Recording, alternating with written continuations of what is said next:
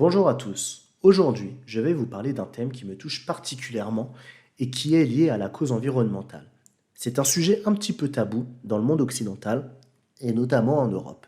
Il s'agit du gaspillage alimentaire, un véritable fléau dans notre monde. Alors pas de crainte, aujourd'hui, le but de ma vidéo, il n'est pas de vous faire la morale, mais il est juste de vous montrer les réalités de ce phénomène dans le monde et en France.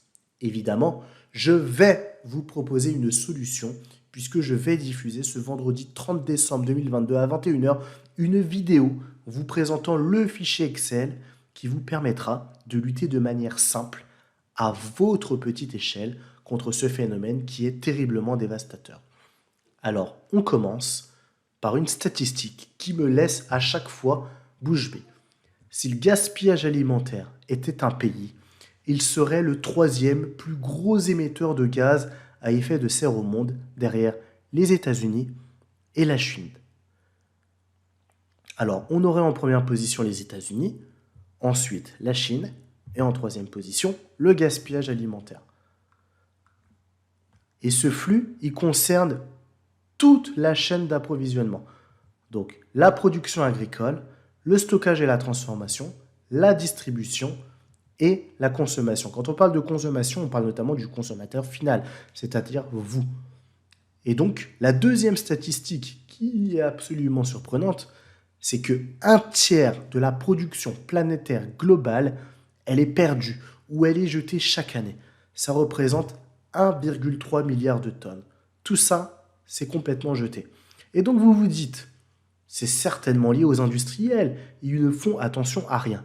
Eh bien, détrompez-vous, puisque la répartition, je vais vous la présenter, regardez, c'est surprenant, 32% du flux de gaspillage est lié à la production agricole, 21% est lié au stockage et à la transformation, 14% à la distribution, et la consommation, donc le consommateur final, c'est 33%.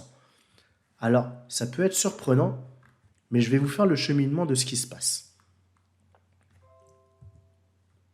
La première étape, vous faites vos courses. Et quand vous faites vos courses, souvent, on n'a pas de liste claire. On prend un petit peu ce qu'il y a à droite, à gauche. Et quand vous rentrez chez vous, eh bien, vous mettez tout dans le frigo, dans le congélateur ou sur le plan de la cuisine.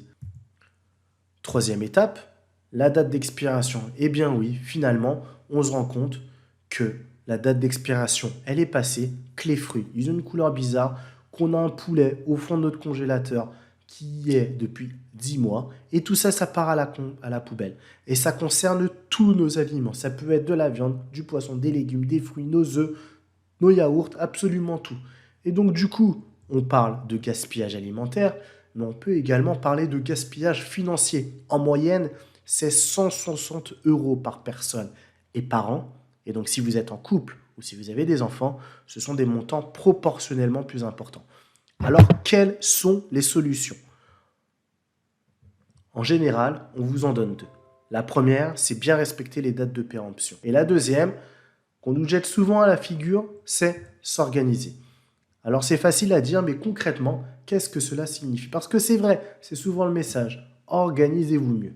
Mais je suis d'accord avec vous, ce n'est jamais évident, on est souvent dépassé. Alors voici quelques pistes.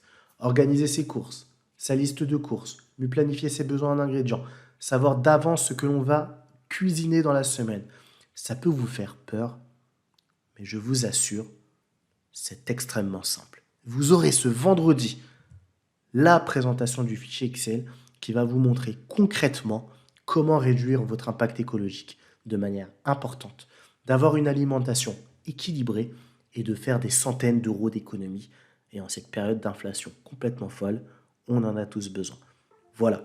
Merci à tous de m'avoir écouté et je vous dis à ce vendredi.